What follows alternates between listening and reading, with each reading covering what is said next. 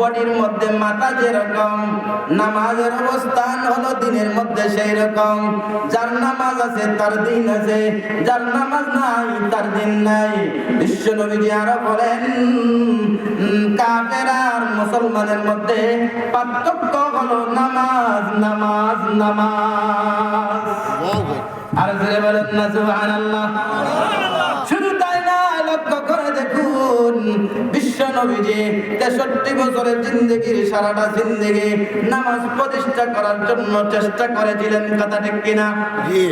নামাজ শিখাইছেন আবু বকরকে, নামাজ শিখাইছেন ওমরকে, নামাজ শিখাইছেন ওসমানকে, নামাজ শিখাইছেন আল্লাহর নবী। শুধু নামাজ শিখাইছেন, নামাজ শিখাইছেন এরকম না, আল্লাহর নবী সাহাবীদেরকে বলছেন, সাল্লু কামা রাআইতুমুনি উসাল্লি। বিশ্ব নবীজি বলেছেন, হে আমার সাহাবায়ে কেরাম, তোমরা ওইভাবে নামাজ পড়ো যেভাবে আমি নবীজিকে নামাজ পড়তে দেখেছ। আপনি আমেরিকা যাইতে গেলে ভিসা লাগে, তখন আমেরিকায় গিয়ে বুঝতে পারবেন আল্লাহর কাছে যদি সাক্ষাৎ করতে চান, আল্লাহর কাছাকাছি যদি যেতে চান, নামাজে দাঁড়ায় যান, রুকু করেন, রুকু যদি করেন আল্লাহর কাছে একটু চলে গেলেন, সেজদা যদি করেন আল্লাহর সবচেয়ে কাছে চলে গেলেন।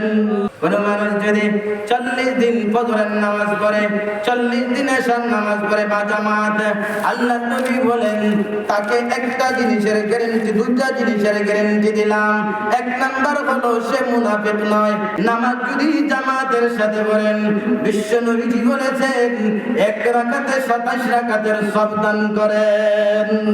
আলহামদুলিল্লাহ الحمد لله نحمده ونستعينه ونستغفره ونؤمن به ونتوكل عليه ونعوذ بالله من شرور أنفسنا ومن سيئات أعمالنا من يهده الله فلا مضل له ومن يضلله فلا هادي له نشهد أن لا إله إلا الله وحده لا شريك له الذي أنزل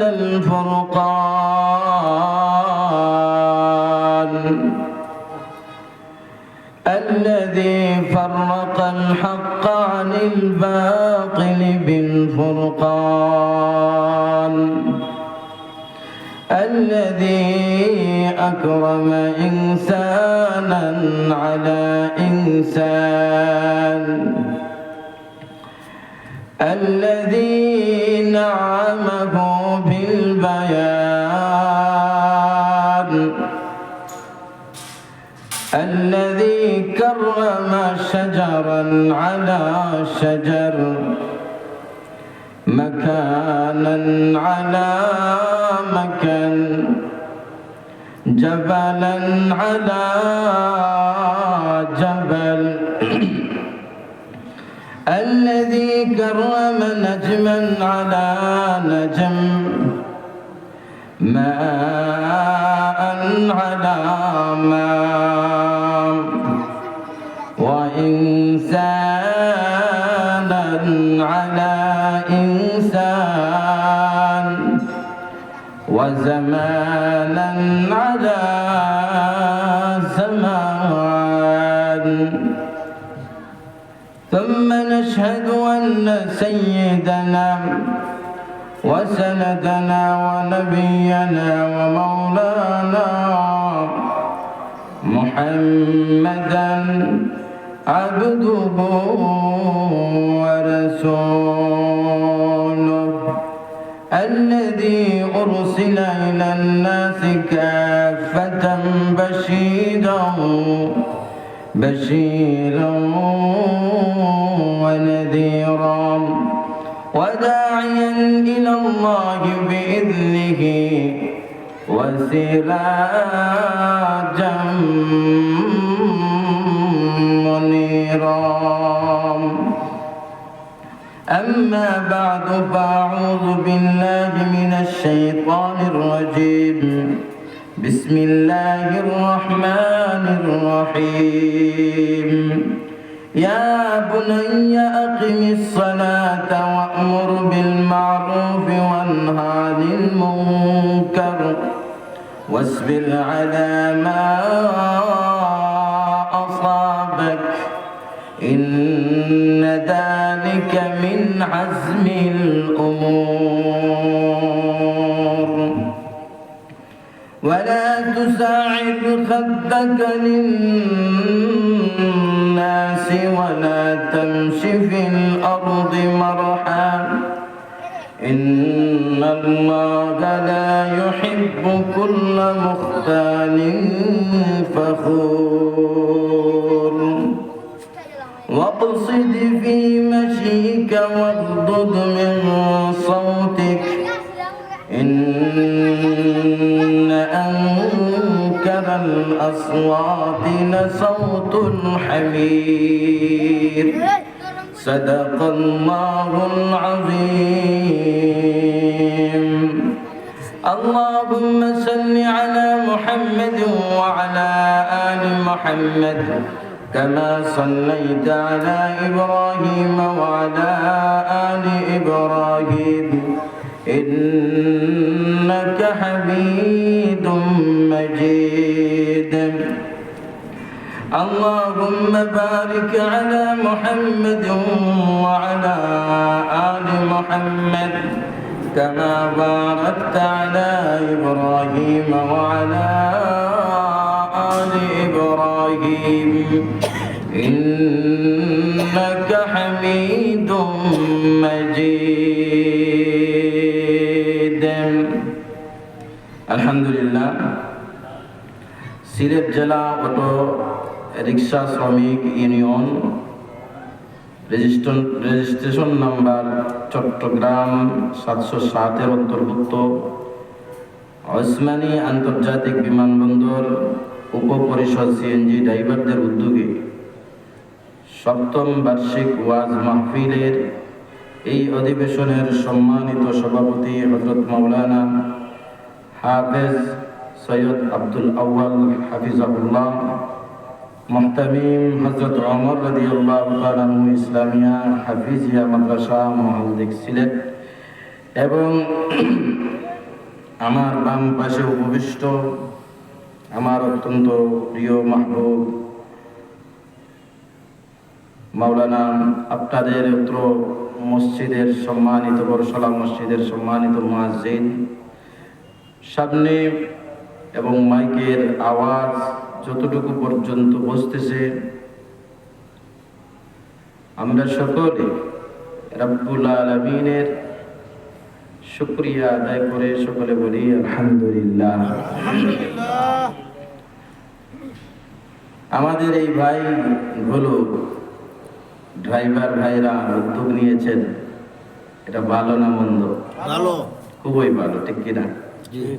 আমরা আমাদের পক্ষ থেকে তাদেরকে সম্মাননা জানাই, স্বাগতম জানাই, শুকরিয়া জ্ঞাপন করি। আল্লাহ তাআলা যেন তাদের ব্যবসার মধ্যে বরকত দান করেন।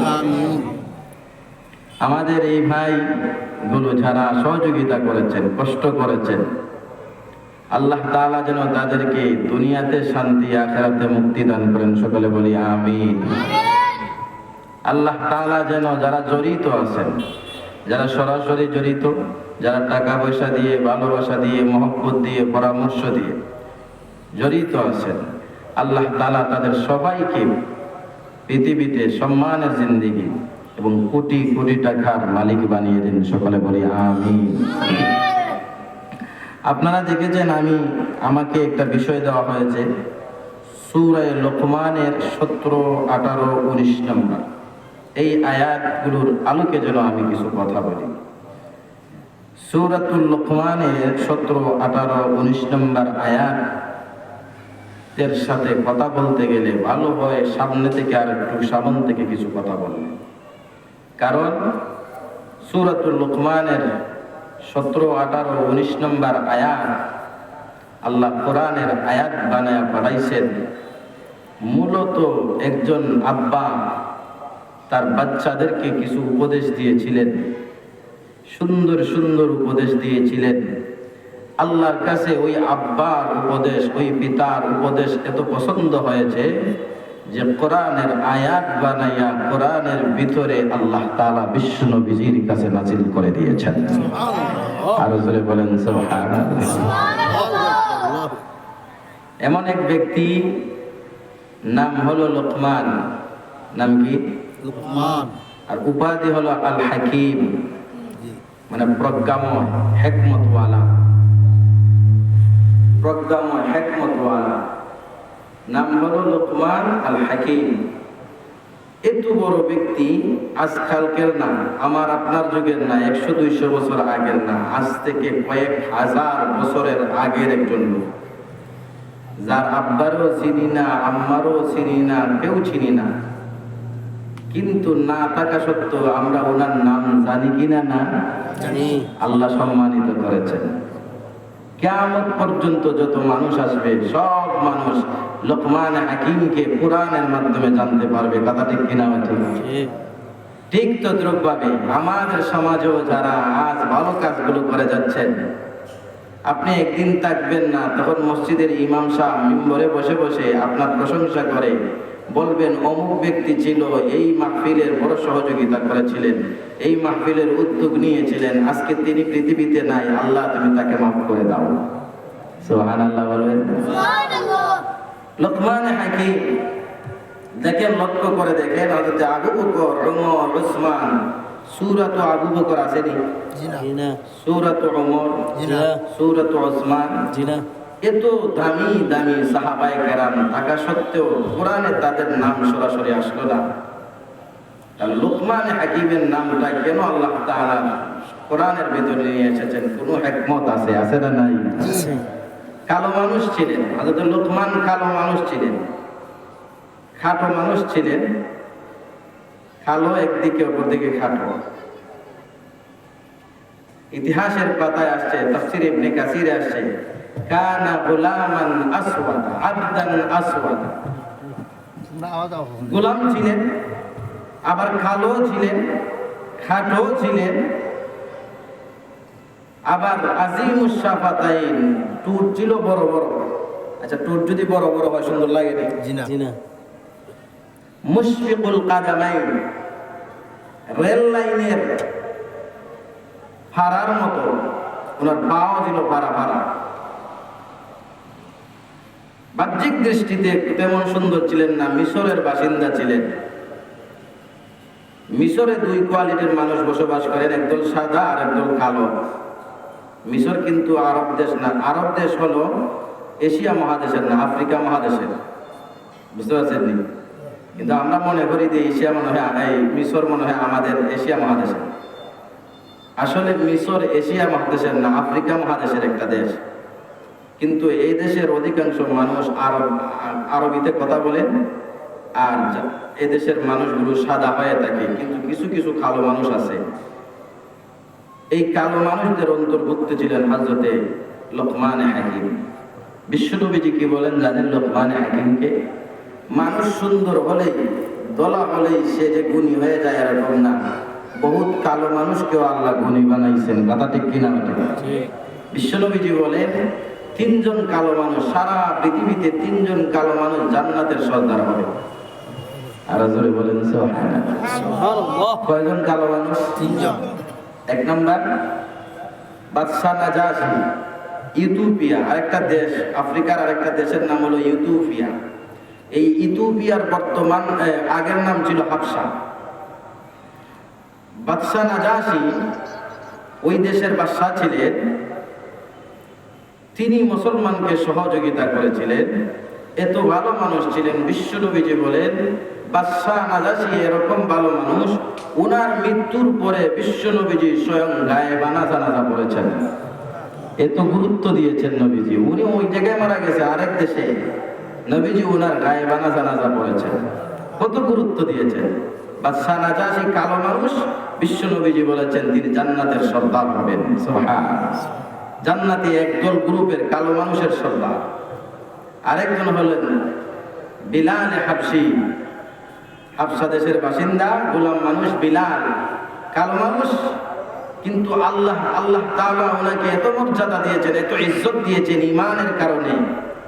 যিনি মরুর তার মুনিবরা তাকে এই পরিমাণ কষ্ট দিয়েছিল যে মরুর প্রান্তে ওনাকে শুয়ে গরম বিশাল একটা পাথর ওনার উপরে দিয়ে দিত আর বলতো এই অবস্থায় মরবা, মুহাম্মদের সঙ্গ যদি না ছাড়ো এই অবস্থা মরবা। তখন বিলাল হাবশী বলেছিলেন আল্লাহ এবং আল্লাহ রাসূল জীবন দিতে পারে, আল্লাহ এবং আল্লাহ রাসূলকে ছাড়ব না। আর জোরে বলেন সুবহানাল্লাহ।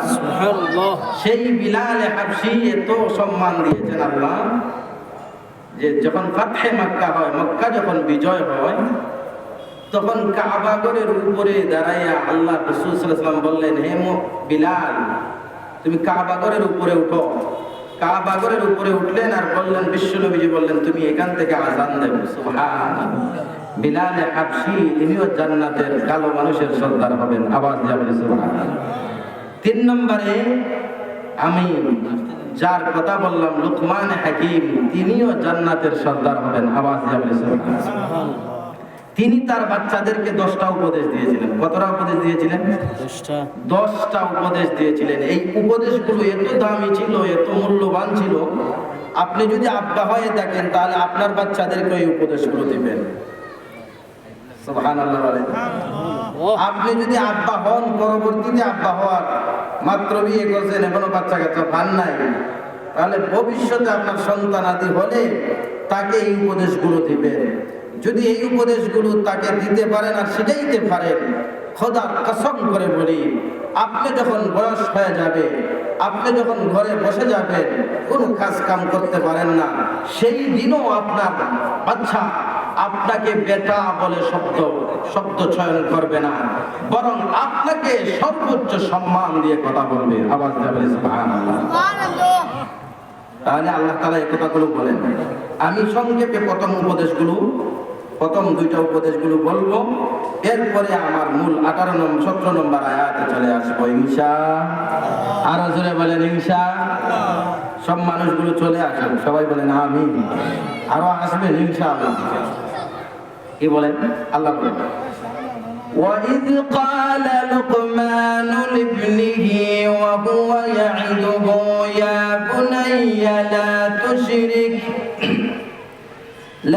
تُشْرِكْ بِاللَّهِ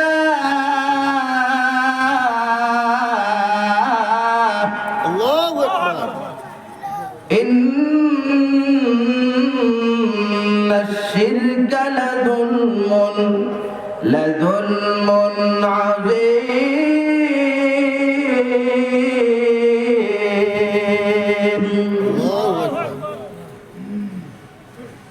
আল্লাহ বলেন স্মরণ করেন ওই সময়ের কথা। কাকে বলছেন? নবীজিকে। নবীজি স্মরণ করেন ওই সময়ের কথা যখন লোকমান হাকিম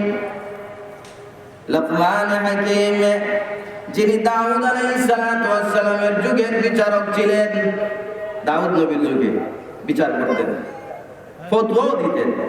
যখন নবী চলে আসলেন, দাউদ আলাইহিস সালাম চলে আসলেন, তখন ফতোয়া দেওয়া বন্ধ করে দিলেন।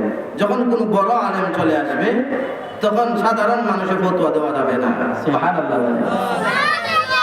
আর আমরা তখন সবাই ফতোয়া মানি, সবাই ফতোয়াবাজ, ঠিক কিনা? আর কিছু মানুষ ফতোয়া নিষিদ্ধ করতে চায়, ঠিক কিনা? তিনি বয়স হিসাবে 1000 বছর পেয়েছিলেন। এখানে কেউ আসেনি 100 বছর পাইছি, তিনি 1000 বছর পেয়েছেন। আওয়াজ দিয়ে বলেন সুবহানাল্লাহ। তিনি তার বাচ্চাকে প্রথম পরিচয় দিয়েছেন। প্রথম পরিচয় কি পরিচয়? ইয়া বুনাইয়া লা তুশরিক বিল্লাহ,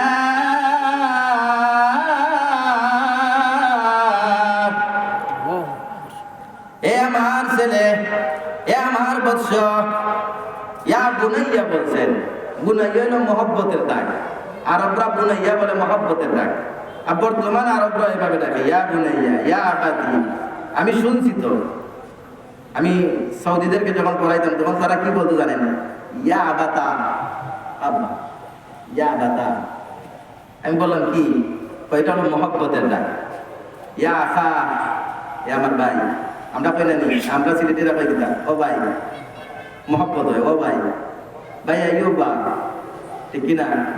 তো তারাও এভাবে কয় ইয়া খা, ইয়া উক্তা, ও বই, ইয়া বাতা, ইয়া উম্মা, ও গো আম্মা।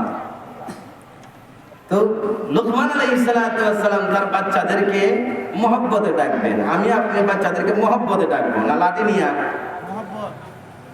কর্কট ভাষায় কইরে আরামদাদা এভাবে বলবো, নাউযুবিল্লাহ।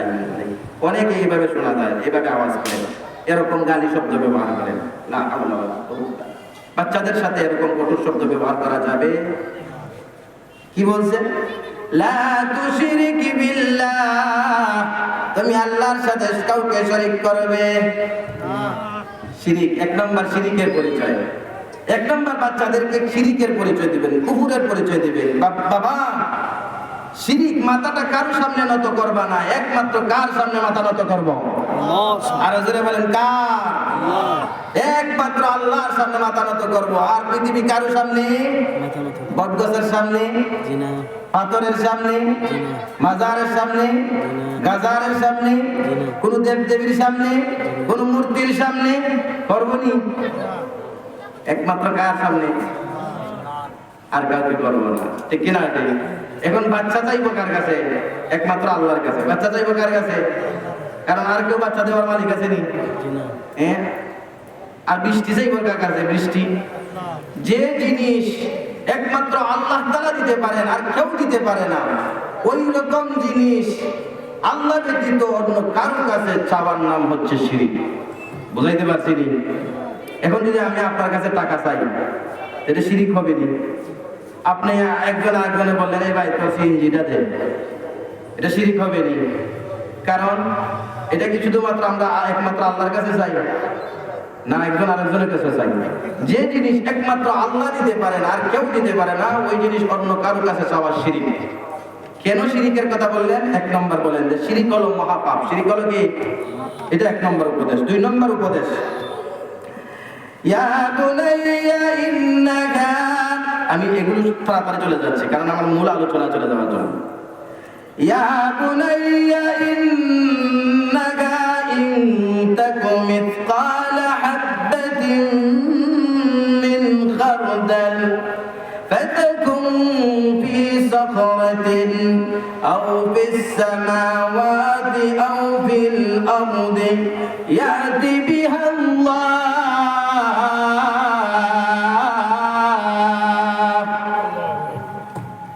দুই নম্বর উপদেশ দিচ্ছেন বাচ্চারে, এ বাচ্চা, ইয়া বুনাইয়া ইন্নাহা ইন তাকু মিসকালা হাববাতিন মিন খারদালিন, গুনাহের কাজ যত বড় ছোট হোক। আচ্ছা, গুনাহের কাজ বড় আছে ছোট আছে, আছে না নাই? হ্যাঁ, মিথ্যা কথা বলা আর চুরি করা 100 বার নেই। হ্যাঁ, আর আব্বার পকেট থেকে টাকা নেওয়া আর আরেকজনের ঘর থেকে টাকা আনা 100 বার নেই।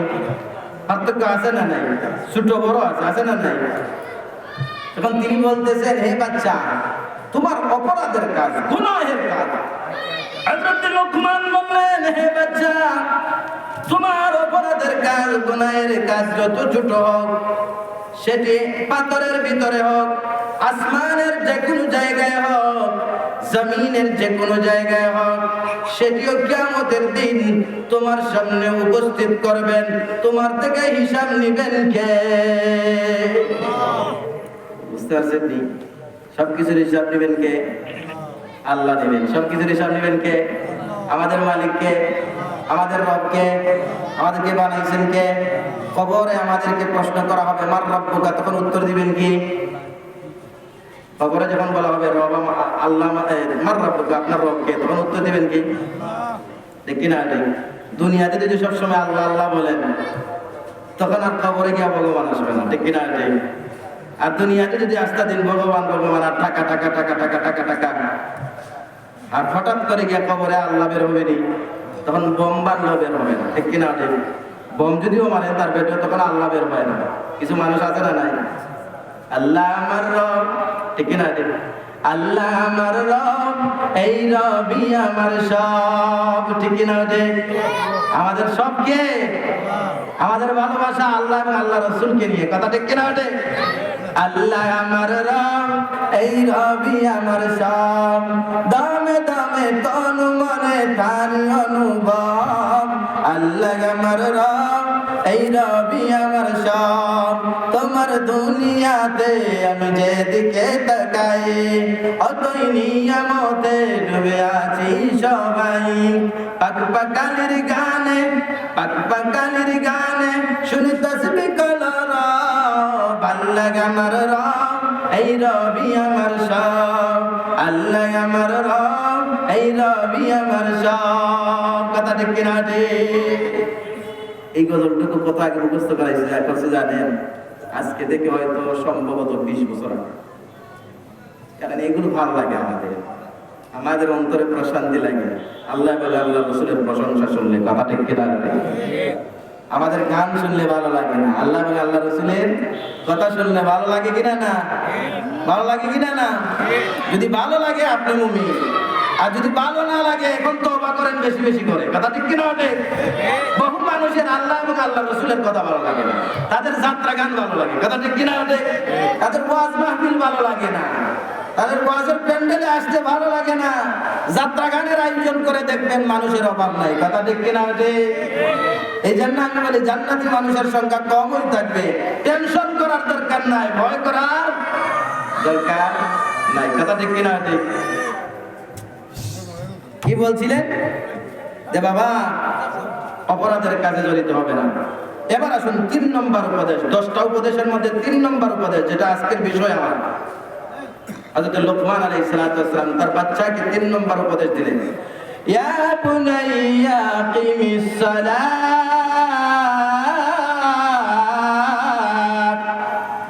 এ আমার ছেলে তুমি নামাজ আদায় করো। লোকমান আলাইহিস সালাতু ওয়াস সালাম নিজের বাচ্চাকে নামাজ পড়ার কথা বলছেন। আপনি কি আপনার বাচ্চাকে নামাজ পড়ার কথা বলেন? বলেননি? বললে আপনার আদর্শ বাবা, আর না বললে তওবা করেন, আজকে থেকে বলবেন ইনশাআল্লাহ। আরো জোরে বলেন ইনশাআল্লাহ। বুঝাইতে পারছিনি? যদি আগ থেকে বলে থাকেন আপনি ভালো বাবা, আপনি আদর্শ বাবা, আপনি লুকমান হাকিমের মতন আব্বা। আর যদি না বলে থাকেন আজকে থেকে চেষ্টা করেন, করবো তো ইনশাআল্লাহ। নামাজ পড়ার কথা বলছেন। আচ্ছা, লুকমান আলাইহিস সালাতু ওয়াস সালাম আমাদের নবীর উম্মত নেই? আমরা এই আলোচনা দ্বারা বুঝতে পারছেন আমাদের নবীর উম্মত নেই? দাউদ আলাইহিস সালাতু ওয়াস সালামের যুগের মানুষ, তিনি নবীও না রাসূলও না, একজন নেককার বান্দা। তাহলে বোঝা যায় নামাজ শুধু আমাদের উপর ফরজ এরকম না, আগের উম্মতের উপর ছিল? আগে ছিল। বুঝতে পারছেন বিষয়টা? নামাজ পড়বো তো ইনশাআল্লাহ। নামাজ পড়লে লাভ না লস? ইসলামের 5টা স্তম্ভ, এর মধ্যে নামাজ হচ্ছে অন্যতম। বিশ্ব নবীজি বলেন নামাজ হলো বডির মধ্যে মাথা যেরকম, নামাজের অবস্থান হলো দিনের মধ্যে সেই রকম। যার নামাজ আছে তার দিন আছে, যার নামাজ নাই তার দিন নাই। বিশ্ব নবীজি আরো বলেন কাফের আর মুসলমানের মধ্যে পার্থক্য হলো নামাজ, নামাজ, নামাজ। আর জোরে বলেন না সুবহানাল্লাহ। শুধু তাই না, লক্ষ্য করে দেখুন বিশ্ব নবীজি 63 বছরের জিন্দেগির সারাটা জিন্দেগি নামাজ প্রতিষ্ঠা করার জন্য চেষ্টা করেছিলেন। কথা ঠিক কিনা? নামাজ শিখাইছেন আবু বকরকে, নামাজ শিখাইছেন ওমরকে, নামাজ শিখাইছেন ওসমানকে, নামাজ শিখাইছেন। আল্লাহর নবী শুধু নামাজ শিখাইছেন এরকম না, আল্লাহর নবী সাহাবীদেরকে বলছেন সাল্লু কামা রাআইতুমুনি উসাল্লি। বিশ্ব নবীজি বলেছেন হে আমার সাহাবায়ে কেরাম, তোমরা ওইভাবে নামাজ পড়ো যেভাবে আমি নবীজিকে নামাজ পড়তে দেখেছ। আর জোরে বলেন সুবহানাল্লাহ। নামাজ পড়লে উপর থেকে সাহায্য আসে। নামাজ পড়লে কি আসে? দেখবেন নামাজিদের ঘরে একটা আলাদা রহমত থাকে।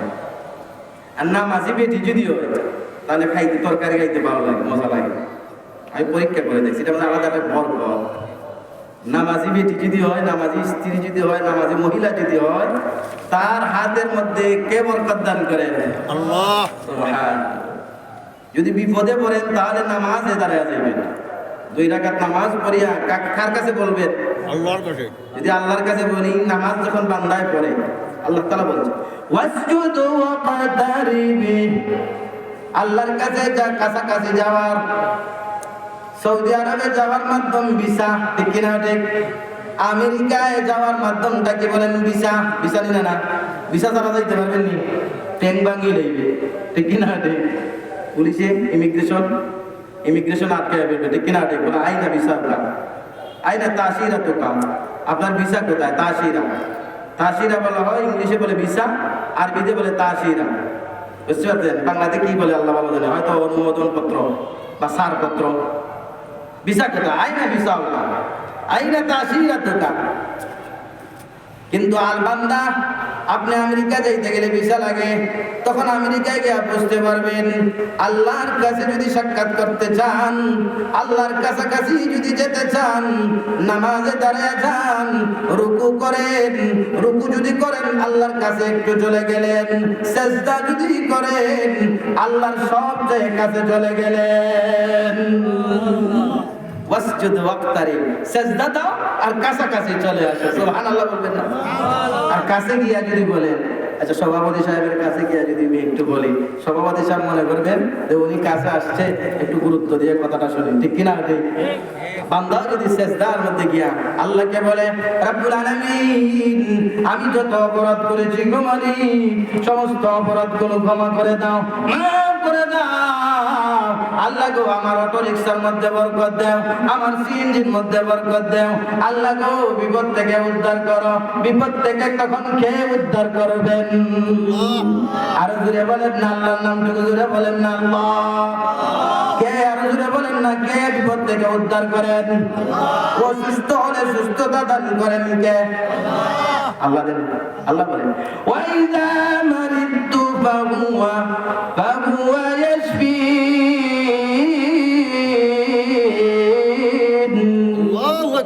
ইব্রাহিম নবী অসুস্থ হলেন, তখন মানুষকে বললেন, তোমরা জানো না আমি কোন মালিকের গোলাম? আমি এমন মালিকের গোলাম, আমি যদি অসুস্থ হই তিনি আমাকে সুস্থতা দান করেন। আওয়াজ দিয়া বলে সুবহানাল্লাহ। তাহলে নামাজ পড়বো তো ইনশাআল্লাহ। ফজর দরকার নাই, দরকার আছে নি? আসল ফজর। কোন মানুষ যদি 40 দিন ফজরের নামাজ পড়ে, 40 দিন এশার নামাজ পড়ে বা জামাত, আল্লাহর নবী বলেন তাকে একটা জিনিসের গ্যারান্টি, দুইটা জিনিসের গ্যারান্টি দিলাম। এক নাম্বার হলো সে মুনাফিক নয়। জি ঠিক কি না? জি। মুনাফিকে ফজরের নামাজ পড়া কঠিন, জি, পড়বেও না। 2 নম্বর হলো এশার নামাজ, সুবহানাল্লাহ। জামাতে যদি নামাজ পড়েন কেমন বরকত জানেন? এক কথা হলে লাভ না লস?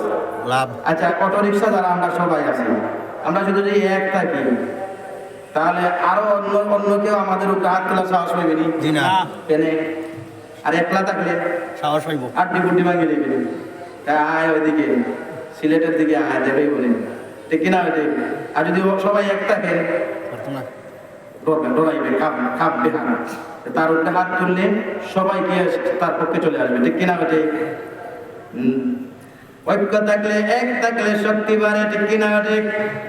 আর যদি এই দেখেন আমি এক করছি, 5টা আঙ্গুল এমনি করছি, এক শক্ত হয়েছি না? না। শক্তি বাড়ছে না? না। আর এখন শক্তি বাড়ছে নি? না, কমছে। এইভাবে এখন দিয়ে এটা দিয়ে দিলে আপনি তো পাইবেন, কষ্ট পাইবেন নি? এই আঙ্গুল দিয়ে। আর এইভাবে দিলে কষ্ট পাইবেন, 12টা বাজবে, ঠিক কিনা? ঠিক। পুলিশের কাছে দৌড়ে যাইবেন মামলা করার জন্য, ঠিক কিনা? ঠিক। আর শক্তি বাড়ে। ঠিক তদ্রুপ ভাবে নামাজ যদি একা একা পড়েন শক্তি, নামাজের শক্তি কম থাকে। নামাজ যদি জামাতের সাথে পড়েন, বিশ্ব নবীজি বলেছেন 1 রাকাতে 27 রাকাতের সব দান করেন।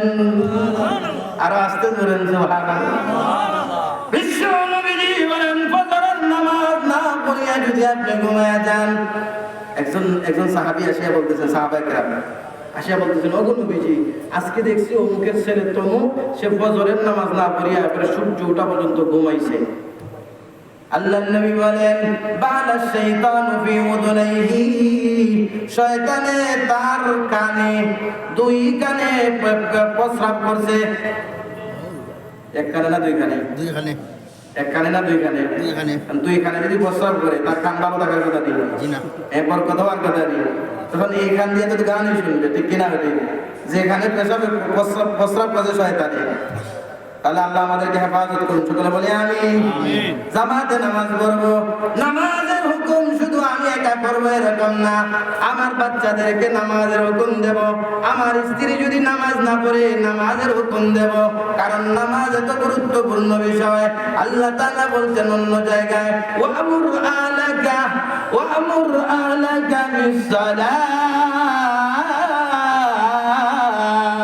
আল্লাহু আকবার। নবীজি আপনি আপনার পরিবারকে নামাজের হুকুম দেন। আপনার পরিবার বলতে শুধু স্ত্রী না, আপনার পরিবারে আপনার আব্বু আপনার পরিবার, আপনার আম্মু আপনার পরিবার, আপনার বাচ্চা কাচ্চা আপনার পরিবার, আপনার স্ত্রী হলো সবার আগে সবচেয়ে বড় পরিবার। কথা ঠিক কিনা? স্ত্রী যদি নামাজ না পড়ে নামাজের কথা বলছেন নি, বলি না আমাদের সমাজে বলা এটা দরকার নাই। স্ত্রী যদি বলে চলো মার্কেটে যাই, এখনই সিএনজি কে বলতেছি, সাথে সাথে কল দেয়, ঠিক কিনা? কিন্তু একবারও বলে নামাজের কথা বলে না স্ত্রী, আফসোস লাগে। কথা ঠিক কিনা? স্ত্রী যদি নামাজি হয় আপনার ব্যবসার মধ্যে বরকত দিবেন কে? বুঝাইতে পারছি না?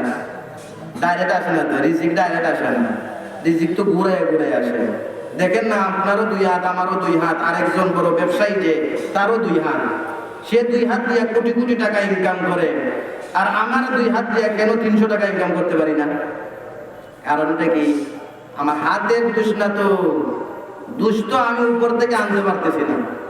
উপর থেকে না আসলে আমার আম গাছে কিভাবে আম ধরবে, উপর থেকে না আসলে আমার কাঁঠাল গাছে কিভাবে কাঁঠাল ধরবে, উপর থেকে না আসলে আমার জমিনে ধান আসবে কিভাবে? দেখেন না, একজনের ক্ষেতে এক ক্ষের 30 শতাংশে এক ক্ষের আমাদের অঞ্চলে বলে, এক ক্ষের জায়গার মধ্যে কারো হয় 8 মণ আর কারো হয় 28 মণ।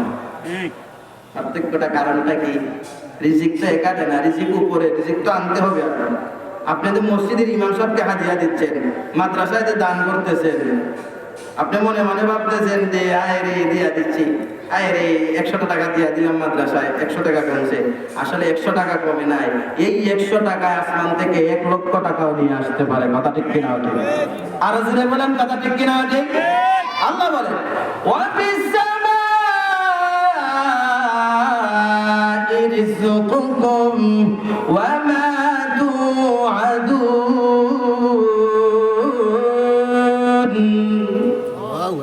আল্লাহ বলেন আসমানে রিজিক, তোমাদের রিজিক, আর আরেকটা জিনিস ওয়ামা তুআদুন, তোমাদের জন্য যা অঙ্গীকার করা হয়েছে যে জান্নাত আছে, ওই জান্নাতটাও আসমানে আছে। সুবহানাল্লাহ বলেন। তো নামাজ পড়বো তো ইনশাআল্লাহ। এটা হলো 1 নম্বর। 3 নম্বর উপদেশ, লোকমান হাকিমের 3 নম্বর উপদেশ। 4 নম্বর উপদেশ, ওয়া'মুর বিল মারুফ, সৎ কাজের আদেশ করো। সৎ কাজের আদেশ আছে নি? এখন সৎ কাজের আদেশ মানুষের নাই। আগের মুরব্বীরা যদি কোনো বাচ্চা দুষ্টামি করতো, তখন মুরব্বীরা ধমক দিলে তখন বাচ্চা কি করতো? দৌড় দিয়ে বাড়িতে ঢুকে যেত।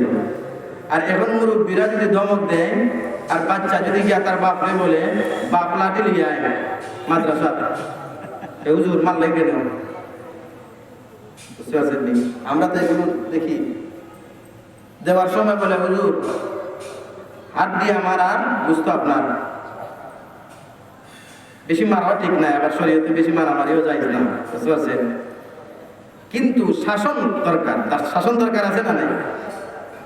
সৎ কাজের আদেশ যতদিন বন্ধ থাকবে, সৎ কাজের আদেশ যদি বন্ধ হয়ে যায়, অসৎ কাজের নিষেধ যদি বন্ধ হয়ে যায়, আল্লাহ তাআলা বলেছেন, আল্লাহর নবী বিশ্ব নবী আমাদেরকে জানিয়ে দিয়েছেন, আল্লাহর নবী বিশ্ব নবী আমাদেরকে জানিয়ে বলেছেন, আপনি আপনার উম্মতকে বলুন, যেদিন সৎ কাজের আদেশ বন্ধ হয়ে যাবে, অসৎ কাজের নিষেধ বন্ধ হয়ে যাবে, সেই দিন থেকে মানুষ যদি মসজিদের ইমাম সাহেবকে 500 টাকা হাদিয়া দেওয়া বলে আমার জন্য দোয়া করার কথা বলেন, আমার কাছে দোয়া করতে পারে, ওগো নবীজি আপনি জানিয়ে দিন, যতই দোয়া করা হোক আমি আল্লাহ দোয়া কবুল করব না। নাউযুবিল্লাহ বলেন। শুধু তাই না, আল্লাহর নবী বিশ্ব নবীজি বলেন, যদি সৎ কাজের আদেশ অসৎ কাজের নিষেধ বন্ধ হয়ে যায়, ওই দিন যদি আপনি আল্লাহর কাছে বলেন, আল্লাহ গো আমার রিজিক বাড়ায় দেন, আমার ফসল বাড়ায় দেন, আমার ব্যবসার মধ্যে বরকত বাড়ায় দেন, আল্লাহ বলেন সে আমার কাছে চাইতে পারে, ওয়ালা উতিকুম, আমি তোমাদেরকে দিব না। বুঝাইতে পারছি নি? সৎ কাজের আদেশ অসৎ কাজের নিষেধ দরকার আছে না নাই? কেমন আছেন? বিশ্বনবীজি বলেন, মান রাআ মিনকুম মুনকারান ফালইউগাইয়ির বিয়াদিহি ফা ইন লাম ইস্তাতি ফা বিলিসানিহি ফা ইন লাম ইস্তাতি ফা বিকলবিহি ওয়া যালিকা আযআফুল ঈমান। আল্লাহর নবী বিশ্ব নবীজি বলেন, তোমরা যদি কেউ মুনকারান অসৎ কাজ দেখো, গুনাহের কাজ দেখো, অসৎ কাজ দেখো, দুষ্টামির কাজ দেখো, সাথে সাথে দুষ্টামি কাজটাকে পরিবর্তন করে দাও, বন্ধ করে দাও, পরিবর্তন করে দাও। যদি আপনি সক্ষম হয় তাহলে এটা বন্ধ করে দেন, এটা স্টপ। এই বাচ্চারা এগুলো করতে পারবে না, এই যুবক যাত্রা গান করার আয়োজন করছো, এটা বন্ধ করতে হবে। পারবেন তো ইনশাআল্লাহ? পারবেন তো ইনশাআল্লাহ? যদি শক্তি থাকে। আর যদি শক্তি নাই, এখানে যাত্রা গানের পার্টি বেশি, ওয়াজ মাহফিলের পার্টি কম, দুর্বল। যদি আমরা চাই প্রতিবাদ করতে, বরং তারা আমাদের উপরে হামলা করবে। এরকম যদি হয়,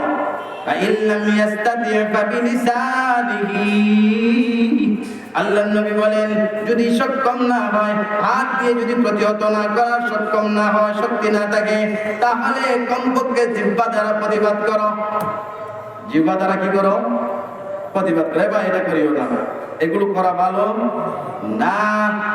আর এটাও যদি সম্ভব না, মুখ দিয়ে যদি বলি প্রতিবাদ করি, মুখ দিয়ে যদি বলি এটা ভালো কাজ না, এটা মন্দ কাজ, রাষ্ট্র এরকম কাজ করা উচিত নয়, এরকম বললে যদি দেখা যায় রাষ্ট্র আমাকে গ্রেফতার করে, আমার জেলখানার ভিতরে ঢুকায় দেবে, তাহলে সাময়িকভাবে জবানটাকে চুপ থাকবেন, চিরকালের জন্য না, সাময়িকভাবে। সাময়িকভাবে মানে আমার পজিশন আসার আগ পর্যন্ত, আমার শক্তি অর্জন করার আগ পর্যন্ত। ফাইল্লাম ইয়াস্তাতি ফাবিকলবিহি ওয়া যালিকা আযআফুল ঈমান। বলছিলাম কি, ওয়া'মুর বিল মা'রুফ 4 নম্বর আদেশ। 5 নম্বর আদেশ হযরত লুকমান হাকিম তিনি বললেন, ওয়ানহা আনিল মুনকার, অসৎ কাজের নিষেধ করো। অসৎ কাজের কি করো? নিষেধ করবো তো ইনশাআল্লাহ। এরপরে 5 নম্বর শেষ, 6 নম্বর বলেন, ওয়াসবির আলা মা আসাবাক ইন্না যালিকা মিন আজমিল উমুর।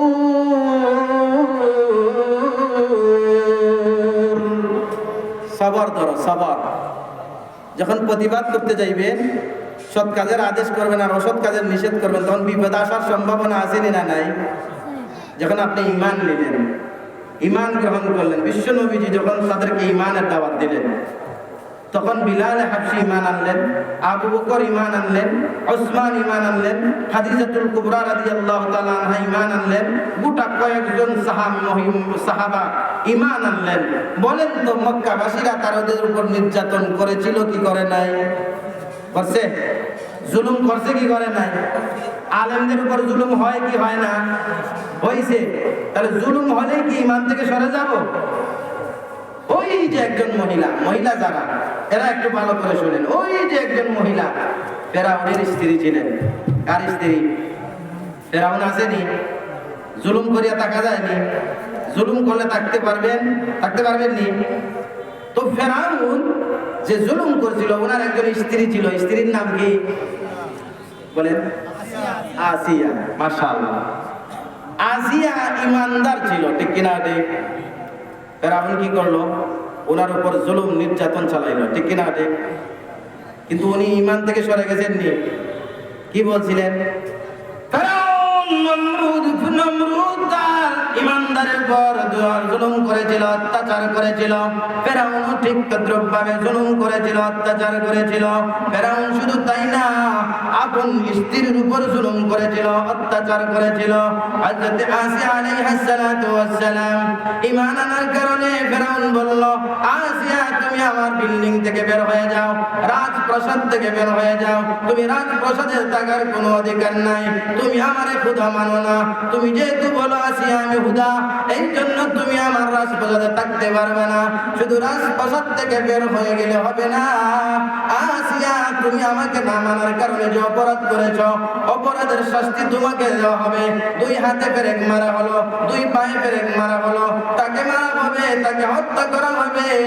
ওই সময় হযরত আসিয়া আল্লাহর কাছে দোয়া করে বলেন, আল্লাহ গো, আল্লাহ তুমি আমাকে এই জালিম থেকে হেফাজত করো। নাজ্জিনি মিনাল কওমিজ যালিমিন, আমাকে কওমে জালিম থেকে হেফাজত করো। ফেরাউন থেকে বাঁচাও, কওমে জালিম থেকে হেফাজত করো। শুধু হেফাজত করলে হবে না। আসিয়া বললেন, ওগো আল্লাহ, আমি ঈমানের উপর সবর ধরলাম, আমি নেক আমলের উপর সবর ধরলাম, আমি আপনি এক আল্লাহ এটার উপর বিশ্বাস রাখলাম, আপনার সাথে কারো কোনো শরীক নাই, এই বিশ্বাস রাখলাম। এতে যদি ফেরাউনের ঘর ছাড়তে হয়, ঘর ছাড়তে রাজি আছি। রাজপ্রাসাদ যদি ছাড়তে হয়, রাজপ্রাসাদ ছাড়তে রাজি আছি। এতে যদি জুলুমের শিকার হতে হয়, জুলুমের শিকার হতে রাজি আছি। এতে যদি আমার প্রাণ যায়, প্রাণ যেতে রাজি আছে। আমার প্রাণ চলে যাক, রব্বুল আলামিন তোমার সঙ্গ আমি ছাড়তে রাজি না। আর জুড়ে বলেন না সুবহানাল্লাহ। কি দোয়া করছিলেন? বলছিলেন, আল্লাহ গো, ফেরাউন আমাকে তার ঘর থেকে বের করে দিয়েছে, রব্বুল আলামিন তুমি আমার জন্য জান্নাতে একটা সুন্দর ঘর বানায় দাও। তাফসীরের কিতাবে আসছে যখন আসিয়া মারা যাবে, যখন তারা আসবে জুলুম করবে, ওনার উপর নির্যাতন করবে, এর কিছু আগ মুহূর্তে আল্লাহ তাআলা আসিয়ার জন্য জান্নাতের ভিতরে একটা যে ঘর বানানো হয়েছে, ওই ঘরের ফটোটা ফেরেশতাদের মাধ্যমে ওনার সামনে তুলে ধরা হয়েছে। আর বলা হয়েছে, আসিয়া তুমি চলে আসো, তোমার এখনই তোমার জান কবজ করা হবে, যাতে করে তাদের জুলুম অত্যাচার সহ্য তোমার উপর না আসতে পারে। তোমার মরা বলির উপর তারা যতই জুলুম করুক কোনো সমস্যা না, তুমি চলে আসো। দেখো তুমি যে ফেরাউনের ঘর থেকে বের হয়ে আমার সঙ্গ হয়েছ, এই জন্য আল্লাহ তাআলা বলেছেন, এই জন্য ফেরেশতারা আসিয়াকে বলেছেন, আল্লাহ তাআলা তোমার জন্য এত সুন্দর করে জান্নাতের ভিতরে একটা বালাখানা বানিয়ে রেখেছেন। আওয়াজ দিয়ে বলে সুবহানাল্লাহ। সবর ধরব তো ইনশাআল্লাহ, সবর ধরব তো ইনশাআল্লাহ। সবর 3 ধরনের। কত ধরনের? 3 ধরনের। এগুলো বললে অনেক সময় লাগবে। এরপরে বলতেছেন, সবরের অবস্থায় ঈমানের উপর থাকা, বিপদের অবস্থায় ঈমানের উপর অটল থাকা। যখন একটু অভাব অনটন হয়, তখন নামাজ পড়া একটু কঠিন হয়, মাথা কাজ করে না, ঠিক কিনা? ঠিক। হাই রে, আমি আল্লাহ ডাকি, এত কিছু আল্লাহ ডাকি, কিন্তু আমার আসে না। আর ওইটা দেখো কিভাবে যাত্রা গানের দিকে যায়, ওই গানে যায়, সেই গানে যায়, মদ খায়, সিগারেট খায়, ওইগুলো খায়, সেইগুলো খায়, মিথ্যা কথা বলে, তার অভাব নাই, তার ঠেলা লইছে সম্পদে। আর আমার কোনো খবর নাই, মনে আয়নি না, আসেনি না। আসলে ওই সময় কি করবেন? সবর করবেন। ওই সময় কি করবেন? সবর করবেন। এই যে ওই সময় যদি আপনি সবর ধরতে পারেন, এই সবর ধরাটা কিন্তু মহা সাহসের বিষয়, দুঃসাহস বিষয়। আল্লাহ তাআলা এই কথাটা বলেন। আল্লাহ বলেন কি, ইন্না যালিকা মিন আজমিল উমুর।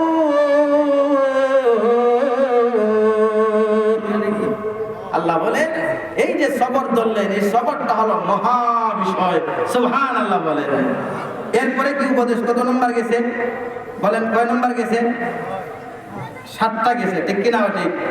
8 নম্বর আল্লাহ বলেন না, 7 নম্বর আল্লাহ বলেন, ওয়ালা তুসাইর খাদ্দাকা লিন্নাস।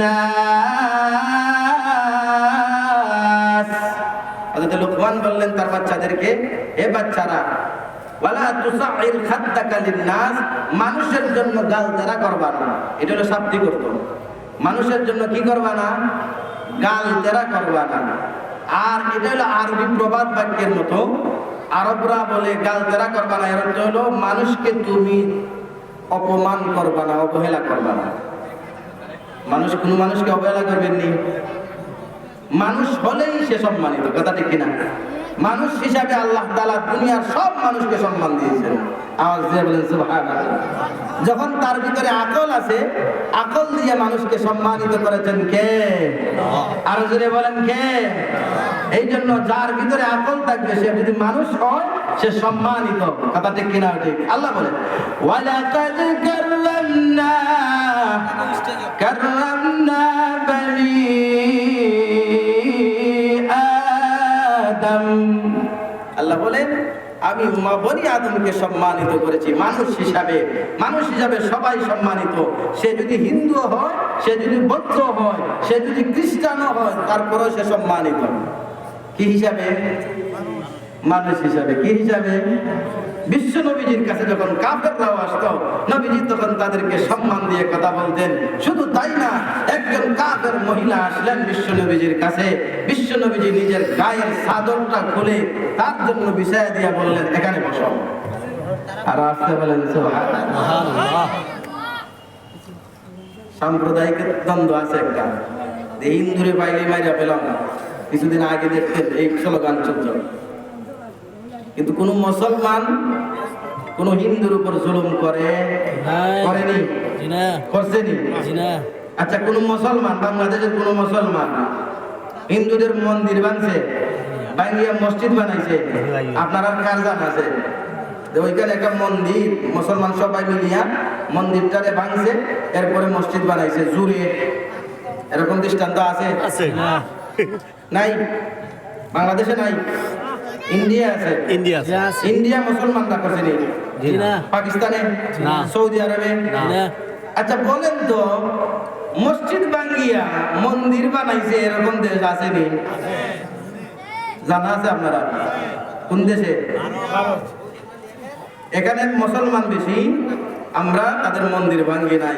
সেখানে হিন্দু বেশি, কিন্তু তারা আমাদের মসজিদ 700 বছরের পুরাতন বাবরি মসজিদটিকে ভেঙ্গে শহীদ করে দিয়া সেখানে মন্দির বানাইয়া তারাই সাম্প্রদায়িক দ্বন্দ্ব সৃষ্টির মূল কারণ সৃষ্টি করেছে, কথা ঠিক কিনা? ওঠে এর দ্বারা প্রমাণিত হয় কোন মুসলমান সাম্প্রদায়িক দ্বন্দ্ব সৃষ্টি করে না, কোন মুসলমান সাম্প্রদায়িক নয়।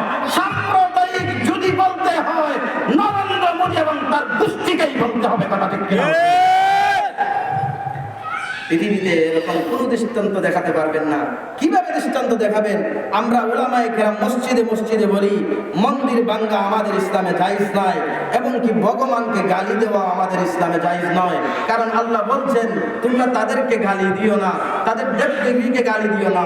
যদি দেবদেবীকে গালি দেও, তারা না বুঝে তোমার আল্লাহকে গালি দিবে। ঠিক, তখন তুমি মূল কারণ হয়ে গেলে তোমার আল্লাহর গালি। ঠিক, সুবহানাল্লাহ বলেন। সুবহানাল্লাহ।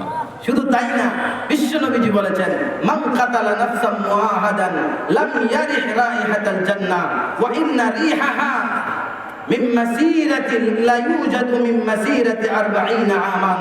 বিশ্ব নবীজি বলেছেন কেউ যদি কোনো সংখ্যালঘুকে অর্থাৎ হিন্দুকে মারে, বৌদ্ধকে মারে, খ্রিস্টানকে হত্যা করে, অন্যায়ভাবে জুলুম করে যদি হত্যা করে, তা বিশ্ব নবীজি বলেন সে জান্নাতে যাবে তো দূরের কথা, জান্নাতের জ্ঞানটুকু পর্যন্ত পাবে না। এই যে হাদিস আছে, এই হাদিসের কারণে কোন মুসলমান ভিন্ন ধর্মের কোন মানুষের উপর জুলুম করে না, অত্যাচার করে না, ভিন্ন ধর্মের কোন কিতাবরে জ্বালায় না। আমরা জ্বালাই না মুসলমানে? বাইবেল জ্বালাইছে কোন মুসলমানে? সারা পৃথিবীতে শুনছেন নি বাইবেল জ্বালাইছে? জ্বালায় নাই। হিন্দুদের বেদ, অথর্ববেদ এরকম কোন কিতাব কেউ জ্বালাইছে? পুস্তকগুলো কোন মুসলমানে জ্বালাইছে? কিন্তু সুইডেনের একটা খ্রিস্টান আমাদের ধর্মীয় গ্রন্থ কোরআনকে প্রকাশ্যে জ্বালিয়েছে। রাষ্ট্র সেই কোরআনকে জ্বালানোর সেই কাজে সহযোগিতা করেছে, সমর্থন দিয়েছে। তার স্বাধীনতা বলে তারা উল্লেখ করেছে সাম্প্রদায়িক দ্বন্দ্ব সৃষ্টির 1 নম্বর কারণ যদি হয় অন্য ধর্মের কিতাবকে জ্বালানো, এটা সাম্প্রদায়িক দ্বন্দ্ব সৃষ্টি করে, কথা ঠিক কিনা? ওঠে কোন মুসলমান আল্লাহু আকবার, ইসলাম জিন্দাবাদ।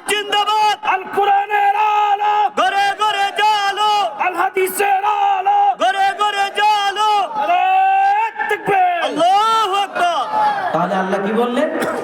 আল্লাহ বলেছেন ভিন্ন ধর্মের কোনো মানুষ নাই, গোটা মানব জাতিকে তোমরা মানুষের দৃষ্টিতে দেখো, তাদেরকে সম্মান দাও, তাদেরকে অবহেলা করিও না, অপমান করিও না। 8 নম্বরে আল্লাহ বলেন ওয়ালা তামশি ফিল আরদি মারহা, ওয়ালা তামশি ফিল আরদি মারহা। আল্লাহ বলেন জমিনের উপরে তোমরা দম্ভ করে হাঁটিও না, অহংকারী হয়ে যাও না। অহংকার করিও, অহংকার কাকে বলে? অহংকারের আরবি হলো কিবির। অহংকারের আরবি কি? কিবির। কিবির কাকে বলে? সুন্দর পোশাক পরিধান করা কি অহংকারী? সুন্দর দামি জুতা পরিধান করা কি অহংকারী? বিশ্ব নবীজির কাছে এক সাহাবী আসিয়া বলেন, ওগো নবীজি, আমি দামি দামি পোশাক পরিধান করি, সুন্দর জুতা পরিধান করি, তাহলে আগে আমি অহংকারী হয়ে গেলাম? বিশ্ব নবীজি বলেন, না, লাইসা যালিকাল কিবির, ওইটা অহংকারী নয়। তাহলে অহংকারী কি গো? আল্লাহর নবীজি বলেন অহংকারী হলো ইহতিকারুল হক, সত্য জানার পরে রাদ্দুল হক ওয়া ইহতিকারুন নাস। সত্য জানার পরে সত্যকে গ্রহণ না করে বরং ডেনকেয়ার দেখানো, সত্যের প্রতি ভ্রুক্ষেপ না করা, সত্যকে গ্রহণ না করা, এটা হলো 1 নম্বর অহংকারী। 2 নম্বর অহংকারের পরিচয় হলো আল্লাহর নবী বলেছেন ওয়া ইহতিকারুন নাস, মানুষকে অবহেলা করা, মানুষকে ছোট দৃষ্টিতে দেখা। এটার নাম কি? অহংকার। এটার নাম কি? অহংকার যদি কেউ করে সে জান্নাতে যাবে নি? আল্লাহর নবী বলেছেন লা ইয়াদখুলুল জান্নাতা, আল্লাহর নবী বলেছেন ওই লোকটা জান্নাতে প্রবেশ করবে না। মান ফি কলবিহি মিসকালু হাববাতিন মিন কিবির, যার অন্তরের মধ্যে সরিষার দানা পরিমাণ অহংকার থাকবে, সেই লোক আল্লাহর তৈরি জান্নাতে যেতে পারবে না। বুঝাইতে পারছি? হযরতে মুহাম্মদ ইবনে হুসাইন ইবনে আলী, হযরতে আলী রাদিয়াল্লাহু তাআলা বংশধরের একজন লোক, তিনি বলছেন অহংকার এত বাদ জিনিস। দেখেন আবু জেহেল সত্য জানছে কি জানে নাই? আবু জেহেলকে একবার তার একজন ভাতিজা এসে জিজ্ঞাসা করলো, ওগো চাচা, মাতব্বর স্টাইলের মানুষ, মুরব্বী। আবু জেহেল কোন রকম মানুষ আছে? মুরব্বী, মাতব্বর। আবু জেহেলকে আসিয়া বলে, ও চাচা, আপনি মুহাম্মদের বিরোধিতা করেন, সব সময় মুহাম্মদের বিরোধিতা করেন, কারণটা কি? মুহাম্মদ কি সঠিক না? এখন আবু জেহেল বলে, ভাতিজা, তুই কাউকে বলবে না? আমি কাউকে বলবো না। কি? মুহাম্মদ সঠিক, সত্য, এটা আমি জানি ভালো করে, কিন্তু মুহাম্মদের ধর্ম ইসলাম যে সত্য, এটাও ভালো করে জানি, কিন্তু এই সত্য মানলে আমার মাতব্বরগিরি থাকে না। সত্য জানার পরে মানে নাই। আর আরেকটা হলো ইহতিকারুন নাস, মানুষকে ছোট করে দেখা।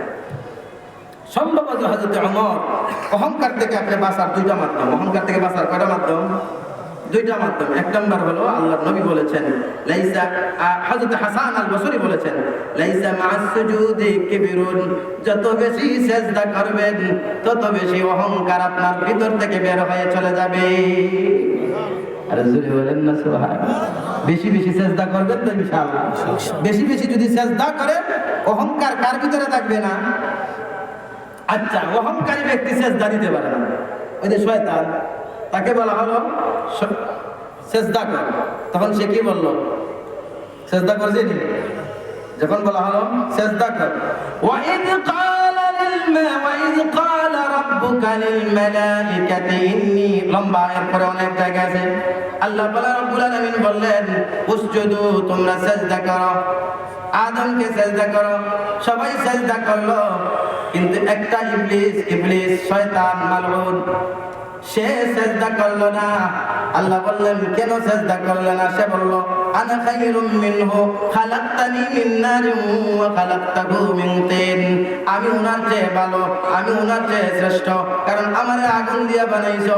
আগুন মানুষকে আলোকিত করে, আগুন উপরের দিকে উঠে, আর উনাকে বানাইছেন মাটি দিয়া, মাটি সবসময় নিচে থাকে, এই জন্য আমি শ্রেষ্ঠ। আল্লাহ কি বললেন? আবা ওয়াস্তাকবারা ওয়া কানা মিনাল কাফিরিন। আল্লাহ বললেন যে অস্বীকার করলো, ওয়াস্তাকবারা, অহংকার করলো। তাহলে অহংকারী মানুষ সিজদা দিতে যদি আপনি বেশি বেশি সেজদা দেন তাহলে অহংকার মুক্ত থাকবেন। আরেকটা হলো দোয়া, দোয়া করবেন, সব সময় দোয়া করবেন। কি দোয়া? সম্ভবত হযরত ওমর বলতেন, আল্লাহুম্মা জাআলনি ফি আইনি সগীরা ওয়া ফি আ'য়ুনিন নাসি কাবীরা। বিশ্ব নবী অথবা হযরত ওমর তার দোয়া সব সময় বলতেন, ও রব্বুল আলামিন, নিজেকে আমার চোখের মধ্যে আমাকে ছোট বানায় দাও। নিজেকে যদি নিজে ছোট মনে করেন তাহলে অহংকারী হওয়া যায় না, বিনয়ী হওয়া যায়। কথা ঠিক কিনা? যদি আমি আমার মধ্যে নিজেকে ছোট মনে করি তাহলে আমি মুতাওয়াদে হব, আর যদি মুতাওয়াদে হই, বিনয়ী হই, তাহলে সম্মান বাড়িয়ে দিবেন কে? আর জোরে বলেন, মান তাওয়াদা লিল্লাহ রাফাহুল্লাহ। আল্লাহর নবী বলেন যে আল্লাহকে খুশি করার জন্য বিনয়ী হয়ে যায়, আল্লাহ তার সম্মান বাড়িয়ে দেন। আর জোরে বলেন সুবহানাল্লাহ। অহংকারী হব, অহংকার করব রে, অহংকার করব। এখানে তিনি আল্লাহ তাআলা বললেন কি, ওয়ালা তামশি ফিল আরদি মারহা, তোমরা জমিনে দম্ভ করে হাঁটিও না, তাহলে অহংকার করে বসিয়া থাকিও। ওইটা বোঝা যায়, ঠিক কিনা? মানে আল্লাহ বলছেন অহংকার করে তোমরা জমিনে হাঁটাহাঁটি করিও না, তবে অহংকার করে যদি তোমরা কুরসিতে বসে থাকো তো সমস্যা না। বিষয়টা এরকম নেই, বিষয়টা এরকম নেই না। মা কেন আল্লাহ বললেন যে তোমরা জমিনে অহংকার করে হাঁটাহাঁটি করিও না? এর দ্বারা উদ্দেশ্য হলো তোমরা সর্ব অবস্থায় অহংকার করিও না, সর্ব অবস্থায় অহংকার নিষেধ। তাহলে হাঁটার কথা কেন বললেন? কারণ মানুষ স্বভাবত সাধারণত হাঁটার ক্ষেত্রে অহংকারী প্রকাশ পায়। আরে বাহ, লঙ্গি লম্বা রাখছেন, এমন লম্বা একদম টাকনুর নিচে, আর হাঁটার সময় এরকম এরকম হাঁটেন, বুঝায় যে আমি এত বড় হইছি, টাকা বেশি হয়েছে, বিল্ডিংও বেশি, কয়েকটা বিল্ডিং এর মালিক। এখন ওনার বুটানি দেখিয়া অহংকারের জ্বালায় আর রাস্তায় হাঁটা যায় না। কথা ঠিক কিনা? হইতে আল্লাহ বলেন তুমি যতই অহংকারী করো আর যতই হেটং দেখাইয়া দেখাইয়া হাঁটো না কেন, জমিন কিন্তু বাঁধতে পারবা না। পারবা নি? জমিন বাঁধতে পারবে না? উষ্টা খাইলে আনি যারা পাউডার বানবে, ঠিক কিনা? ঠিক। আর যতই তোমার মাথাকে উঁচু করো না কেন, আয় আমি বড়, পারবেন নি পাহাড়ের উপর দিয়ে, পাহাড়ের সমান? তাহলে অহংকার করে লাভ নাই। আরে আপনি আর আমি অহংকার করবো কেন? মশার যন্ত্রণায় যেই লোকগুলো মশারির ভিতরে ঢুকে, ওই লোকগুলোকে অহংকার করার কথা নয়। কথা ঠিক কিনা? আর জুড়ে বলেন কথা ঠিক কিনা? যে মানুষগুলো 50 বছর বাঁচবে, এরপরে মারা যাইবে, যেই মানুষগুলোর সৃষ্টি হয়েছে একটা নাপাক পানি দিয়ে, যেই মানুষগুলো এত দুর্বল 8 ঘন্টা না ঘুমাইলে বা 12 ঘন্টা বা 24 ঘন্টা না ঘুমাইলে মাথা ঘুরায়। দুর্বল না সবল? দুর্বল, খুবই দুর্বল, ঠিক কিনা? ঠিক।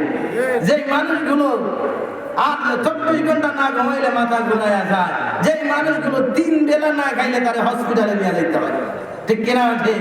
যেই মানুষগুলোকে একটা ছোট্ট পাথর দিয়া আঘাত করলে রক্ত বের হওয়া শুরু হয়ে যায়, এরপরে হসপিটাল ছাড়া তারে বাঁচানো যায় না, এই মানুষের দ্বারা অহংকারী শোভা পায় না। কথা ঠিক কিনা? ঠিক। বলাইতে পারছি নি? না, অহংকার করবেন, অহংকার হবেন, অহংকারী করবেন, অহংকারী করবেন না। কেন?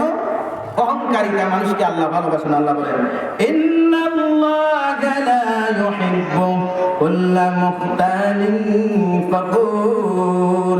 নিশ্চয় আল্লাহ রাব্বুল আলামিন যারা নিজে নিজে অহংকার করিয়া সিটে বসিয়া থাকে, কিছু মানুষ আছে ভিতরে অহংকার আছে, কিন্তু বাইরে বোঝায় না। বাইরে আমি বড় দুর্বল মানুষ, কিন্তু মনে মনে আছে মুখতাল। এই সমস্ত মানুষকে মুখতাল বলে।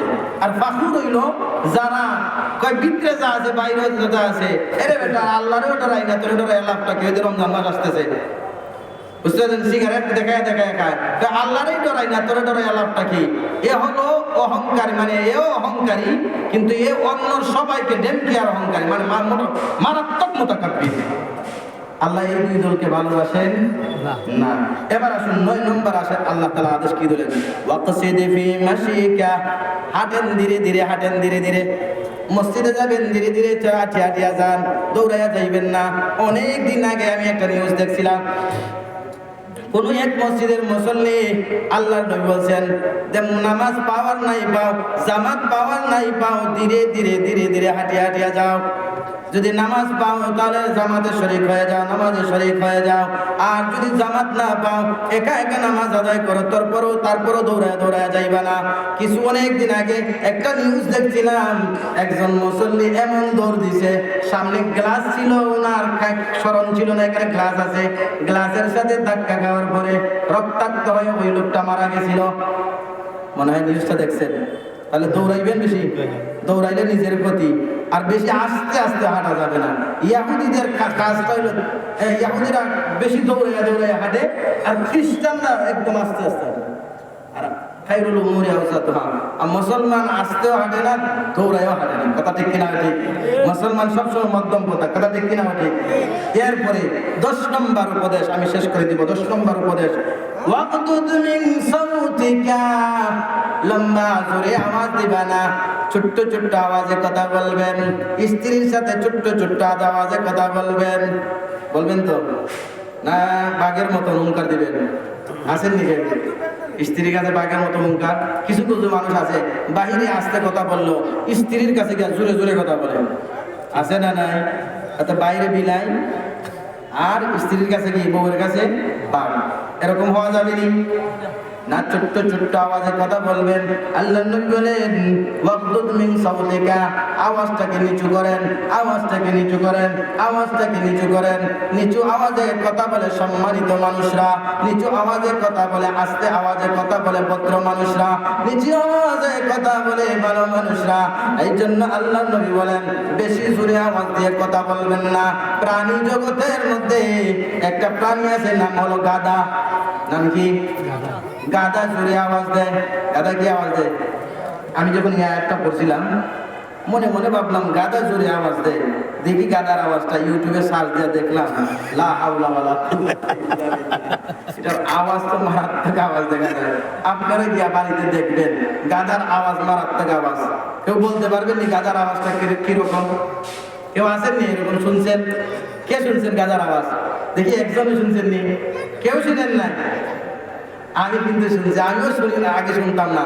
কিন্তু কোরআনের এই আয়াত যখন পড়লাম, আল্লাহ তাআলা কি বললেন? আল্লাহ বলেন ইন্না আনকারাল আসওয়াত, নিকৃষ্ট আওয়াজ, মন্দ আওয়াজ, অপছন্দনীয় আওয়াজ, কোন আওয়াজ? লা সাউতুল হামির, গাধার আওয়াজ। প্রশ্ন হলো গাধার আওয়াজকে কেন আল্লাহ তাআলা বললেন নিকৃষ্ট আওয়াজ? 1 নাম্বার হলো গাধার আওয়াজের মতো তোমরা জোরে জোরে আওয়াজ দিও না, চিল্লাইও না। বাজারে গেছো আস্তে আস্তে কথা বলিও, দোকানে গেছেন আস্তে আস্তে কথা বলিয়েন, মসজিদে গেছেন আস্তে আস্তে কথা বলিয়েন, জোরে জোরে কথা বলবেন না। এমনকি মসজিদ বাদ দেন, বাজার বাদ দেন, নিজের আপন ঘরেও কটকট ভাষায় জোরে আওয়াজ দিয়ে কথা বলবেন না। নরম নরম মিষ্টি মিষ্টি ভাষায় কথা বলবেন। আওয়াজ দিয়া বলে সুবহানাল্লাহ। কারণ জোরে জোরে আওয়াজ দেওয়া এটা হলো গাধার আওয়াজ। গাধার আওয়াজকে কেন আল্লাহ তাআলা নিকৃষ্ট বললেন? আমি অনেক কাটাকাটি করলাম। গাধা তো আল্লাহ বানাইলেন, গাধারে বানাইয়া আল্লাহ তাআলা বললেন তোর আওয়াজটা বড় নিকৃষ্ট। তা আল্লাহ কেন তার আওয়াজটারে একটু ছোট বানায় দিলেন না? না বানাইয়া বড় আওয়াজ দিছেন, দিয়া আবার বলতেছেন তোর আওয়াজটা নিকৃষ্ট। আল্লাহ তাআলা গোটা পৃথিবীর মানুষকে বোঝানোর জন্য গাধার মতো তোমরা আওয়াজ দিও না। কারণ গাধা যখন আওয়াজ দেয় তখন তার মুখের সাইজ মারাত্মক রূপ ধারণ করে। এটা 1 নম্বর কারণ। গাধা যখন আওয়াজ দেয় তখন মুখের অবস্থা খুবই খারাপ থাকে। 2 নম্বর হলো গাধা যখন আওয়াজ দেয় তখন একটু বেশি জোরে আওয়াজ দেয়, সবার জন্য কষ্টকর হয়। 3 নম্বর হলো গাধা যখন শয়তান দেখে তখন আওয়াজ দেয়। এই বিভিন্ন কারণে আল্লাহ তাআলা বলছেন গাধার আওয়াজটা নিকৃষ্ট আওয়াজ। আল্লাহ তাআলা আমাকে আপনাকে বলছেন গাধার মতো চিল্লায় না। আল্লাহ তাআলা আমাকে আপনাকে এই 10 উপদেশ মেনে চলার তৌফিক দান করুন। আমিন। ওয়া আখিরু দাওয়ানা আলহামদুলিল্লাহি রাব্বিল আলামিন। আসসালামু আলাইকুম ওয়া রাহমাতুল্লাহ।